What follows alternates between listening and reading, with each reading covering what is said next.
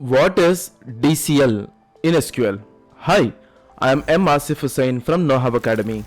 In this video, I am going to guide you over what is DCL in SQL, what are the commands that we have under DCL, and we will see what is the syntax of DCL commands that we have. So let me walk over it. Before directly guiding you over the technical terminology of DCL or the commands of DCL, let me give you a very simple example. We all are working in a corporate sector, we all are working in a government sector, we all are working in a NGOs or somewhere across the world, in any sort of domain, in any company, though it is a government, private or NGO. Now here the point is that if I want to give the control over some works that I would like to get it done from my employees, I have to give them the permission, alright? I have to give them the access. I have to give them the permission in order to do the works.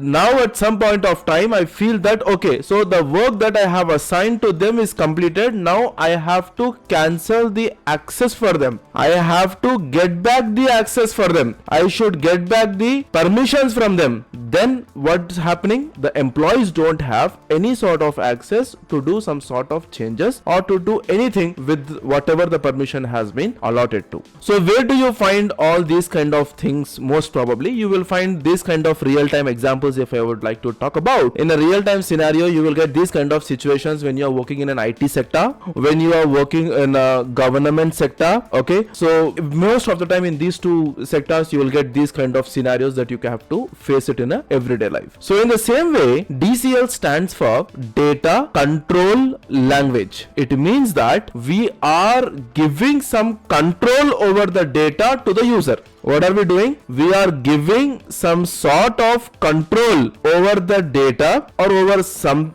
kind of commands to the user. So what are the commands that we have under data control language? We have discussed it in our previous videos as well. In the DCL, we have two commands. Number one, we have grant.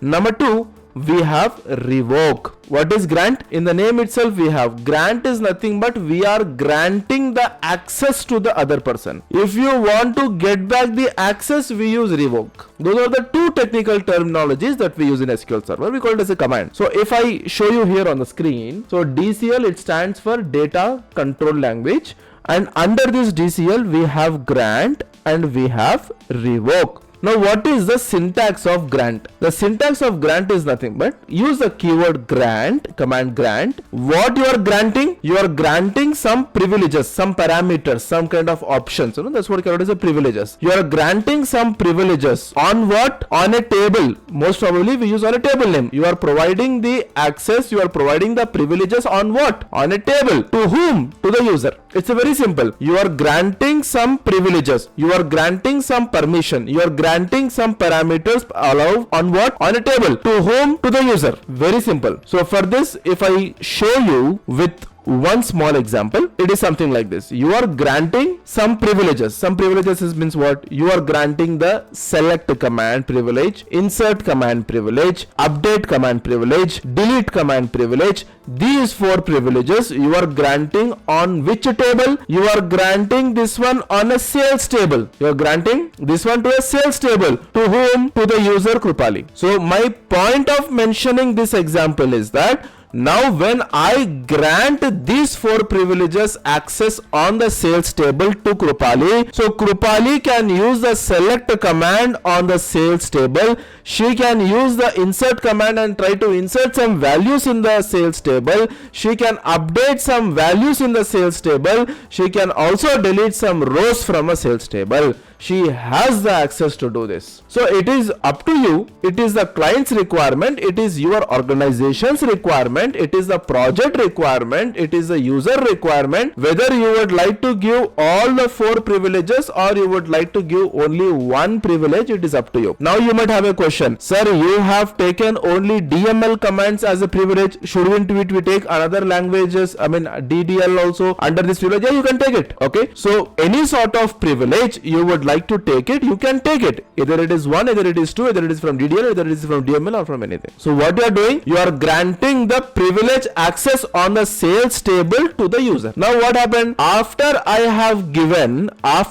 have given these particular privileges access to the Krupali on my sales table, I felt that the required work that she has to do, that is completed. Now I don't want her to have this access anymore. I don't want to have the privileges.